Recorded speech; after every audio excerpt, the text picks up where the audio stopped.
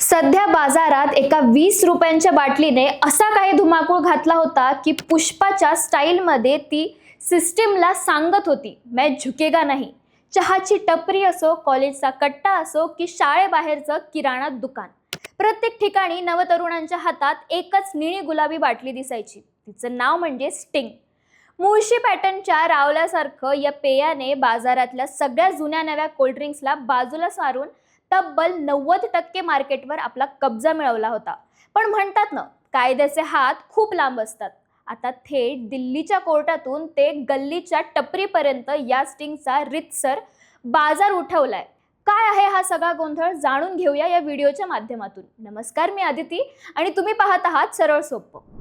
Don को पकडना मुश्किल ही नहीं, नामुमकिन है असं समजणाऱ्या या मोठ्या कंपन्यांना आता केंद्रीय अन्न सुरक्षा यंत्रणेने जोरदार झटका देत शो कॉज नोटीस पाठवली आहे. कारण या कंपन्या मन आणि मेंदूला चालना मिळेल, अंगात ताकद देईल अशा खोट्या जाहिराती करून ग्राहकांची दिशाभूल करत असल्याचा गंभीर आरोप लावण्यात आला आहे. आता या बाटलीत नक्की काय असल्याचा दावा केला जायचा, याचं सायंटिफिक गणित समजून घेऊया. कंपनीच्या दाव्यानुसार या पेयात शरीराला ऊर्जा देणारे आणि थकवा घालवणारे विशिष्ट सिंथेटिक न्यूट्रिएंट्स आणि विटॅमिन्स असल्याचं सांगितलं जातं. सायंटिफिक भाषेत सांगायचं तर प्रति 100 मिलीलिटरमध्ये तब्बल 28 किलो कॅलरीज ऊर्जा, 6.8 gram added refined sugar, 3 milligram sodium आणि शरीराची चयापचय क्रिया गतिमान करणारे विटॅमिन B3, विटॅमिन B6 आणि विटॅमिन B12 हे घटक असल्याचा दावा लेबलवर केला जातो. या घटकांसोबतच यात अत्यंत उच्च प्रमाणात कॅफेन वापरलं जातं, जे थेट मानवी मज्जासंस्थेवर उत्तेजक म्हणून काम करतं. जेव्हा हे केमिकल्स आणि हाय शुगर शरीरात जातात तेव्हा रक्तातील साखरेची पातळी अचानक वाढून मेंदूला तात्पुरता डोपामाइन रश मिळतो आणि माणसाला क्षणिक तरतरी आल्यासारखे वाटते. पण विज्ञानाच्या नियमानुसार हा डोस ओसरताच शरीरात तीव्र थकवा जाणवतो आणि माणसाला त्याची सवय म्हणजेच कॅफेन ॲडिक्शन जडतं.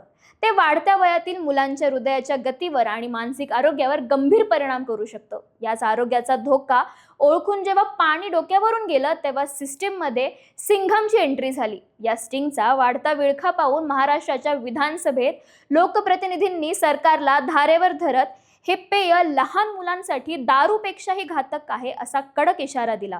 यावर अन्न वशद प्रशासन मंत्री नरहरी झिरवाळ यांनी थेट ऑन द स्पॉट मोठा निर्णय जाहीर करत राज्यातील कोणत्याही शाळा किंवा कॉलेजच्या 500 मीटरच्या परिसरात या स्टिंग किंवा कोणत्याही कथित एनर्जी ड्रिंकच्या विक्रीवर कायदेशीर कडक बंदी घातली आहे.